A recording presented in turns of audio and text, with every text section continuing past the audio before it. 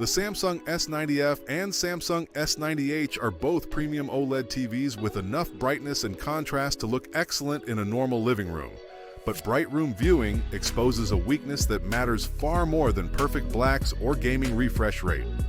The newer S90H directly attacks that problem with glare-free, and this may be the first comparison in the series where I would seriously consider paying extra even if the S90F is heavily discounted. OLED televisions have traditionally been associated with darkroom viewing because their biggest advantage is pixel-level contrast, but modern Samsung OLEDs are much more versatile than that reputation suggests. The S90F already produces a bright, vibrant image that works well for sports, streaming, games, and everyday television during the day, especially when ambient light is moderate rather than extreme. Its problem is not necessarily that the picture becomes too dim.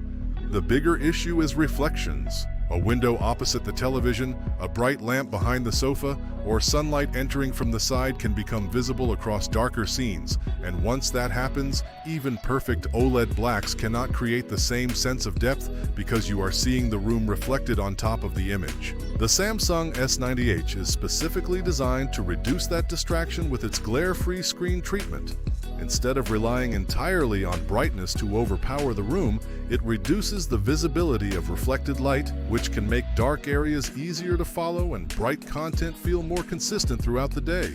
This difference matters with almost everything.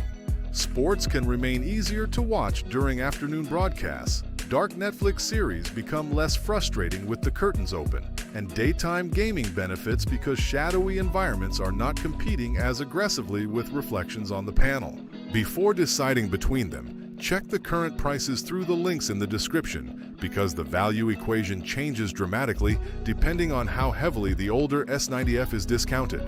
Both televisions still share the fundamental OLED advantage of perfect pixel-level black control, so neither produces the blooming you can see around bright objects on some mini LED TVs. Colors remain rich, bright highlights stand out cleanly, and wide viewing angles make both excellent for open living rooms where people sit across a large seating area. The S90H's jump to 165 Hz is almost irrelevant for bright room viewing, so I would not factor it heavily into this comparison unless you also use a high-end gaming PC. What matters here is that Samsung improved the way the newer TV handles the room itself, rather than simply making another specification larger. There is one trade-off, though. Glare-free treatments can slightly change the way reflections and ambient light are diffused across the screen, and some viewers may still prefer the more traditional glossy OLED appearance in a controlled environment. If your room has blinds, curtains, and little direct light, the S90F can still look exceptional without needing the newer treatment. That is why the decision depends more on your room than on the televisions themselves. If your setup is naturally dim, reflections are rarely a problem, and the S90F is significantly cheaper. I would buy the S90F because you are still getting outstanding OLED contrast, strong HDR, excellent processing, and wide viewing angles. But if your living room has large windows, strong daylight, or lamps that frequently reflect across the screen, I would recommend the Samsung S90H. In this specific use case, glare-free is not a minor specification upgrade. It directly solves one of the biggest practical weaknesses OLED owners notice during the day. If both TVs were selling close to the same price, the S90H would be my clear choice for a bright room. Even with a moderate premium, I would still lean toward the S90H if reflections are a recurring problem, because this is one upgrade you can appreciate every time you turn the TV on before sunset.